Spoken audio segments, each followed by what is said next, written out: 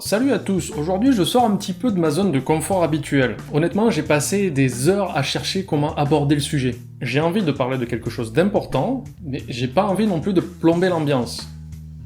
Donc, la dépression. Je pense que c'est un bon compromis. Pas mal. Alors, pourquoi maintenant? Que se passe-t-il, me direz-vous?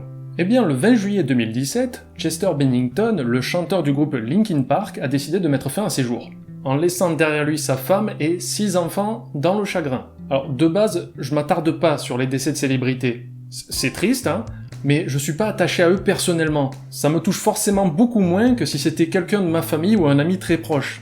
Mais je comprends parfaitement le chagrin que ça peut poser à certaines personnes. Je le comprends parfaitement, mais ce n'est pas le problème du jour. Ce qui m'a le plus surpris, c'était d'apprendre que Chester Bennington souffrait de dépression depuis très longtemps, et suffisamment pour mettre fin à ses jours malgré l'aide de plusieurs psys qui ont sûrement dû le suivre. Et aussi malgré le fait qu'il soit extrêmement entouré et la réussite de sa carrière. Il n'a plus réussi à lutter et s'est laissé ronger par un désarroi trop grand.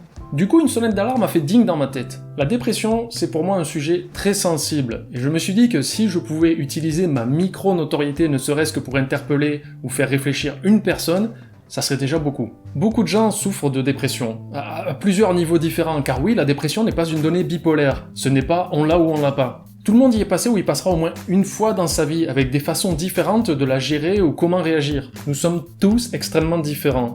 Même malgré les étiquettes ou les cases où on essaierait de vous ranger, on est tous différents. L'esprit humain a un spectre tellement large que c'est impossible d'avoir deux personnes qui réagiraient exactement de la même manière à la dépression. Si je peux vous donner un conseil, c'est vraiment de vous écouter à vous en premier lieu. C'est le plus important. Et d'éviter bien sûr le conseil le plus populaire.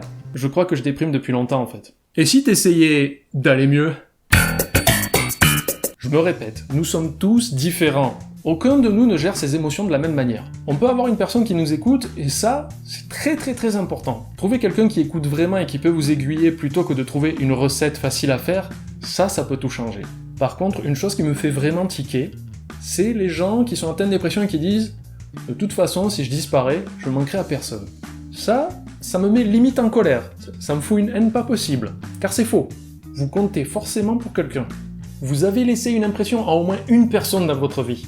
Peut-être que vous le savez pas, peut-être qu'elle le dit pas, mais croyez-moi, il y a quelqu'un qui tient à vous. Et si un jour vous disparaissez, vous lui ferez extrêmement mal. Et votre disparition fera un dommage énorme, incommensurable. Aucune citerne de Saint-Ol ne pourra soigner ça, ok?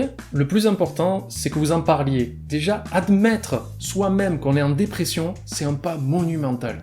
Et c'est extrêmement courageux. Arriver à sortir de son déni, à accepter sa condition. Ne plus se voiler la face. Et je vous jure, ça prend une masse de courage monumentale de se l'admettre. Et de pouvoir après en parler à quelqu'un.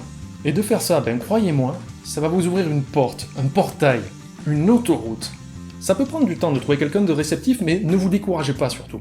Des fois, on peut trouver la personne du premier coup. Des fois, il faudra chercher plus longtemps. Ça peut être un ami, quelqu'un de la famille, un professionnel. Mais admettre que vous déprimez, c'est le méga premier pas. C'est un petit pas pour moi, mais un grand pas contre ma dépression, bordel de merde. Maintenant, je vais m'adresser à vous autres, qui n'êtes pas déprimés, ou qui avez déjà connu ça, mais qui avez réussi à avancer. Regardez bien autour de vous. Les appels à l'aide, ils ne viendront pas automatiquement. Soyez attentifs, il y a peut-être quelqu'un qui souffre autour de vous. Alors attention aussi, un dépressif, c'est pas forcément quelqu'un qui fait la gueule, qui s'habille en noir et qui écoute The Cure toute la journée. Pas d'amalgame. Un dépressif, ça peut être aussi quelqu'un qui sourit tout le temps et qui fait de l'humour H24. Et oui, j'ai été un dépressif pendant très longtemps, avec 2 gros passages à vide dans ma vie. Et être dépressif, c'est pas juste le sentiment d'être triste. À mon avis, c'est justement le fait de ne plus ressentir quoi que ce soit, de se sentir vide, sans tristesse, sans colère, sans peine, sans joie, et tout autre sentiment qui vous permet en fait d'avancer dans la vie et se demander mais pourquoi j'essaie d'avancer? C'est pour ça que ce sujet me touche et que éventuellement j'aimerais apporter mon aide. D'ailleurs aujourd'hui, je suis toujours dépressif, à un degré peut-être différent, mais je vis beaucoup mieux avec, je le gère mieux, et je m'en sers. Ma médecine à moi, personnellement, c'est de faire rire les gens. Je peux pas passer une journée sans essayer de faire rire au moins une personne. Ça me fait un bien, mais de fou. Du coup, maintenant, à 36 ans, j'essaie d'en faire mon métier. Et je le vis super bien. Je suis passé de dépressif, ma vie c'est de la merde, à dépressif, optimiste. Ma vie c'est de la merde. Heureusement j'ai du PQ. C'est spécial à vivre, hein, mais c'est gérable. Mais heureusement pour moi, ma mère et ma sœur ont très vite vu que derrière ma façade de blagueur, j'allais pas bien. Or, par exemple, ça n'a pas été le cas pour un ami à moi, qui est mort en 2014. Il était enfermé dans sa salle de bain, avec de l'autre côté sa femme qui le suppliait de ne pas le faire. Il s'est tiré une balle dans la tête. Et rien que d'en parler aujourd'hui, ça me fait encore mal. Déjà de une, parce qu'il est plus là, et de deux, j'ai jamais su qu'il allait pas bien. C'était le mec le plus positif, enjoué,